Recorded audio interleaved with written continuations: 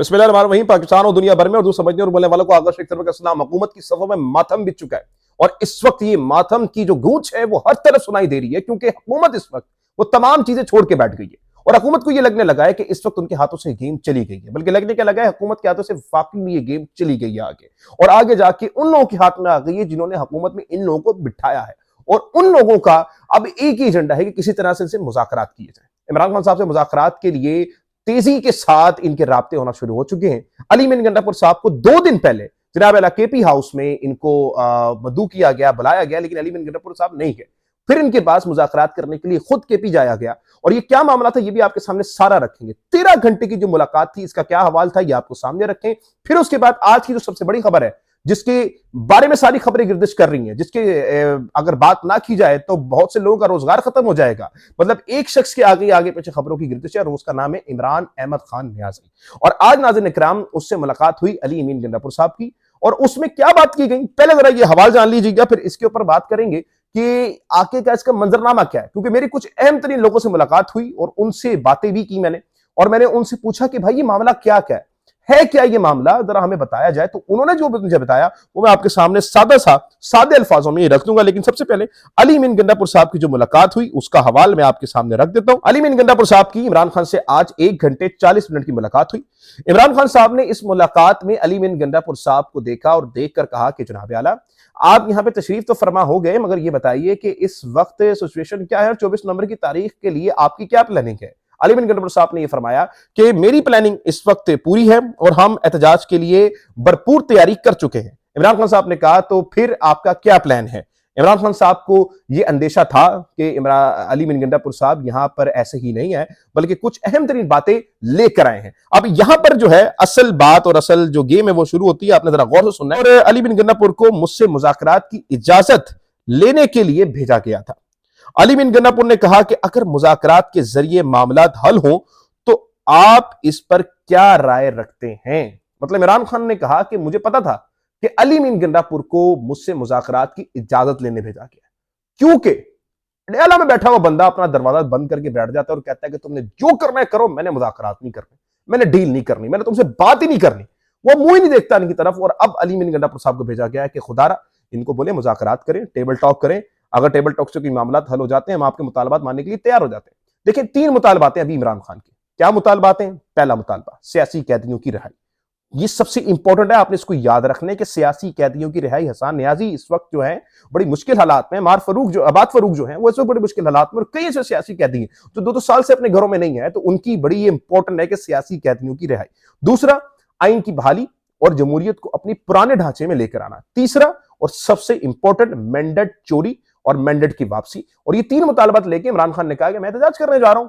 और देखिए ये 3 मुतालबात जो है ना ये आप लोगों की भी जिम्मेदारी है। मतलब आप ये देखें, सियासी कैदी चले एक तरफ रख दिया कि हमने इमरान खान का अपना एक है, उसकी पार्टी के मेंबरान जो हैं वो गायब हैं, कुछ को उठाया गया है, मान लेते हैं बात को। लेकिन ये 2 मुतालबात हैं, आइन के और जमहूरियत को अपने ढांचे में डालने के, और दूसरा जो है क्या कहते हैं चोरी मैंडेट की।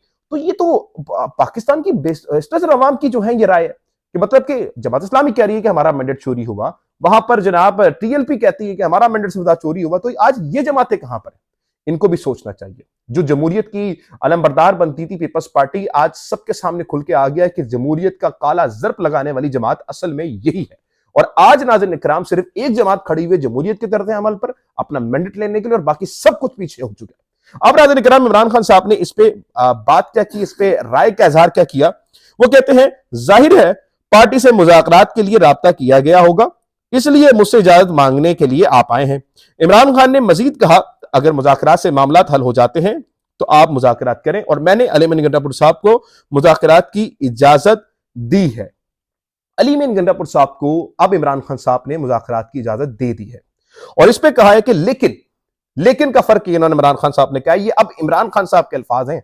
मतलब ना ये अली मीन गंडापुर साहब के अल्फाज हैं ना किसी और की। ये डायरेक्ट जो इमरान खान साहब ने अल्फाज अदा किए हैं, ये बड़े ही वसूख जरा से जो मैंने खबर ली है, ये इमरान खान साहब के जो अल्फाज हैं वो इमरान खान साहब कहते हैं लेकिन 24 नवंबर का हमारा एहतजाज फाइनल है। जब तक हमारी डिमांड्स पूरी नहीं होंगी एहतजाज से पीछे नहीं हटेंगे। मतलब इमरान खान के 3 मुतालबात थे, तो इमरान खान ने कहा है कि जब तक कि हमारे 3 मुतालबात नहीं माने जाते ना, हमने पीछे नहीं हटना, चाहे जो मर्जी हो जाए, चाहे आपको जो लगता है आप करें, जो आपको दिल में आता है आप करें, लेकिन हमने इस चीज से पीछे नहीं हटना। तो इमरान खान अपनी एक सोच रख के बैठा हुआ है। इमरान खान ने कहा कि मैं पीछे नहीं हटूंगा। तो ये कहना कि इमरान खान ने 24 नवंबर का एहतजाज मुलतवी कर देना है, ये कर देना है, वो कर देना है, नहीं। मुज़ाकरात अगर कामयाब होते तो इमरान खान खुद लीड करेगा इस एहतजाज को, लेकिन मुज़ाकरात के बाद भी एहतजाज होगा। तो प्लानिंग इस वक्त यह है कि किसी तरह से सफों में पाकिस्तान तहरीक इंसाफ की मायूसी फैलाई जाए और कहा जाए कि भाई एहतजाज तो देखें ना, मुज़ाकरात की तरफ चलेंगे, आप घरों में बैठे हैं, चुप कर जाएं, रेवड़ियां खाएं। जैसे कि हमने अभी एक सियासी रहनुमा के बारे में सुना था, वो कह रहा था कि जनाब अलीमा आपा और बुशरा बीबी कहने पे कोई बाहर नहीं निकलेगा। तो इनसे बच के रहें, मतलब कि इन लोगों को याद भी रखें और इनसे बच के भी रहें जिन्होंने ये बातें की हैं, और इनसे ये सवाल करें कि भाई जब मुश्किल वक्त है तो आप कहां थे, आप क्यों उस वक्त खड़े नहीं हुए। तो ये इस वक्त चीजें हैं जो आपको समझनी चाहिए और बड़ी जरूरी हैं और बड़ी इंपॉर्टेंट चीजें। इमरान खान साहब ने फाइनल कह दिया कि ये मेरी फाइनल कॉल है। अब जरा उस बात पे आते हैं कि अली मीन गंडापुर साहब की क्या मुलाकात हुई, 13 घंटे की मुलाकात का हवाला है क्या।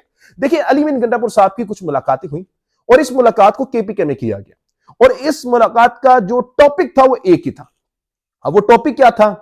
टॉपिक ये था कि अली अमीन गंडापुर साहब को यह कहा गया कि जो आपका सियासी कैदियों वाला ये शिक है ना, हम इस पे जरा मुशावरत करते हैं और आपके जो सियासी कैदी हैं उनको रिहाई की तरफ लेकर आते हैं, जो इस वक्त मिलिट्री की तहवील में, जिनके ऊपर 9 मई की मुकदमात है। तो अली अमीन गंडापुर साहब ने इसके ऊपर एक मशावरती बेंच बनाया, उनसे मशावरे किए और मशवरे करने के बाद आज उनकी इमरान खान से ये मुलाकात हुई। और आज इमरान खान से मुलाकात के बाद इमरान खान ने भी इस चीज को समझा है कि अगर ऐसा हुआ कि सियासी कैदी जो इस वक्त मिलिट्री की तहवील में है, हसन नियाजी, मियां इबाद फारूक और ऐसे हजारों लोग जो इस वक्त मिलिट्री की तहवील में, अगर वो वापस आ सकते हैं, जिनका इस वक्त बहुत बुरा हाल है, मतलब कि वी कांट इमेजिन कि वो जिस तरह की हालत में है, मैं और आप इसका अंदाजा भी नहीं लगा सकते।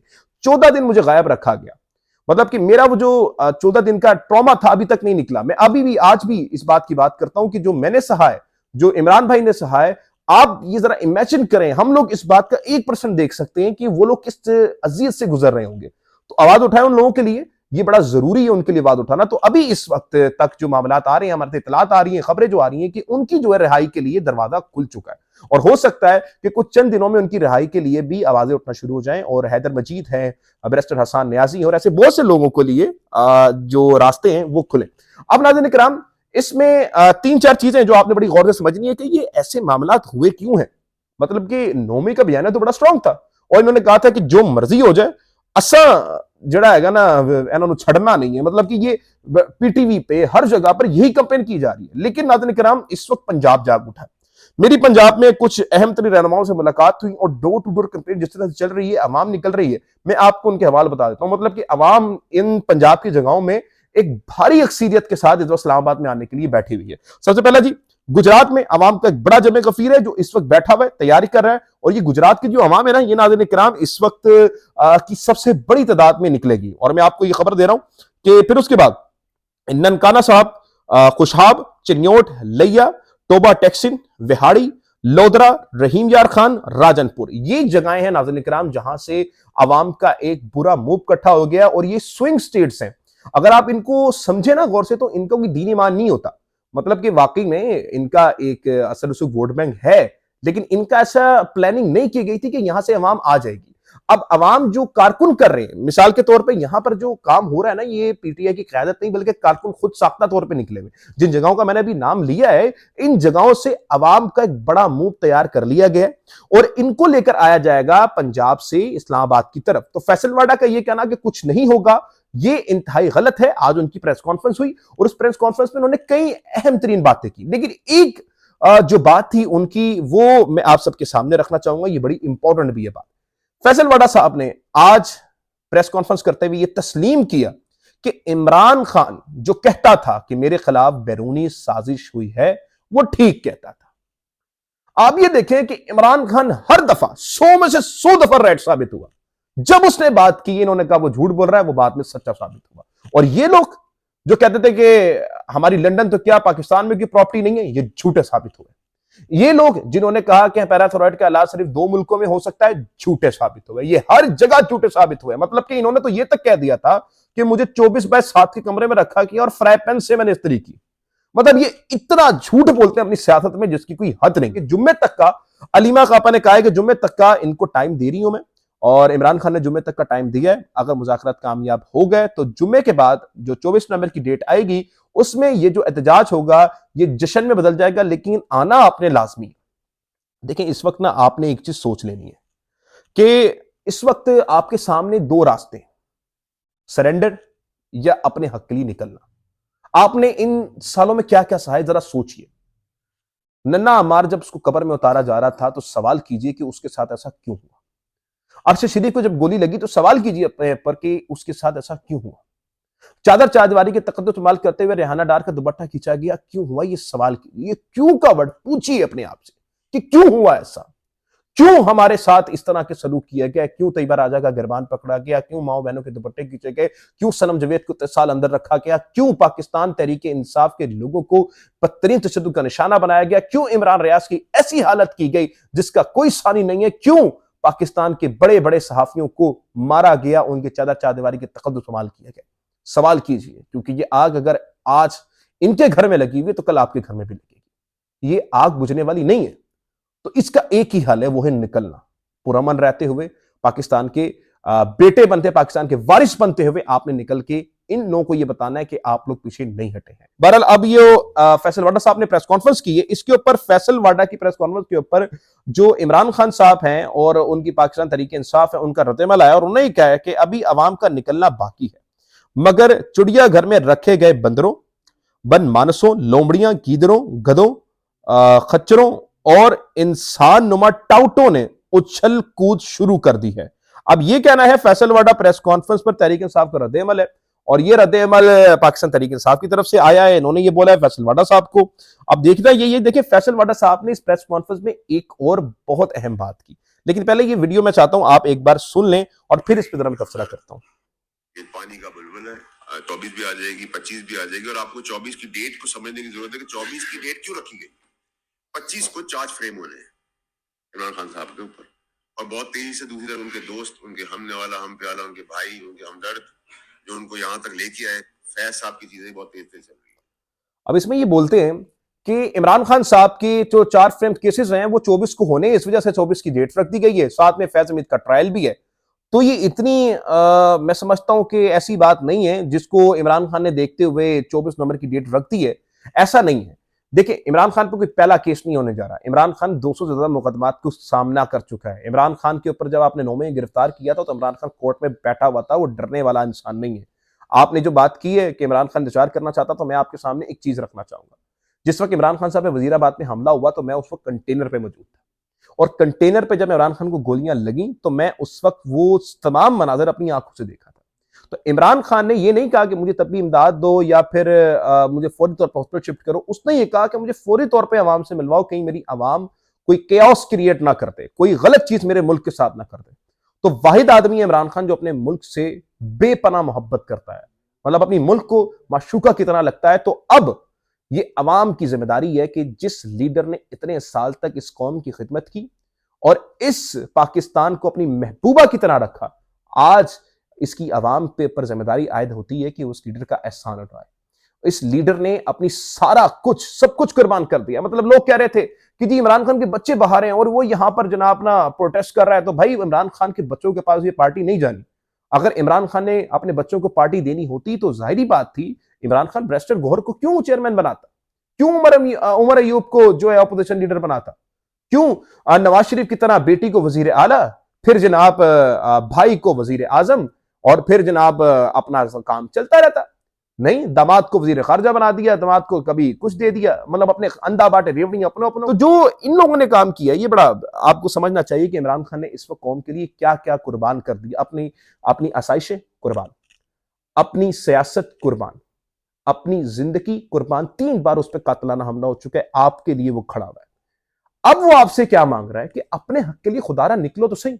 इमरान खान ने जितना करना था कर लिया है, इससे ज्यादा इनफ नहीं हो सकता। अब 24 नवंबर को आपने एक चीज करनी है, जब तक 24 नवंबर की डेट नहीं आती आपने इस आग को ठंडा होने नहीं देना। आपने हर टिकट होल्डर, हर रहनुमा को फोन कॉल करने और बोलना है कि आप हमारे हल्के में क्यों नहीं आ रहे, क्यों मोबिलाइजेशन शुरू नहीं कर रहे।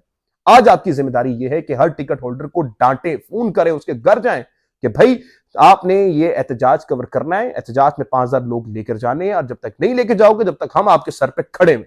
मदद करें इन लोगों के, इनके साथ जाएं, क्योंकि इस वक्त नाज़रीन किराम बहुत जरूरी है कि आवाम निकले और आवाम निकल के अपना पूरा मैंने एहतजाज रिकॉर्ड करवाया। और आलमी दुनिया में ये तासुर जाना चाहिए कि पाकिस्तान इस वक्त एक आजाद मुल्क है और पाकिस्तान में रहने वाले लोग गयूर आवाम है। मिलते हैं आपको अगली वीडियो में कुछ और अहम तरीन खबरों के साथ। पाकिस्तान जिंदाबाद, पाकिस्तानी आइन जिंदाबाद, पाकिस्तानी जमहूरियत जिंदाबाद, पाकिस्तान जिंदाबाद।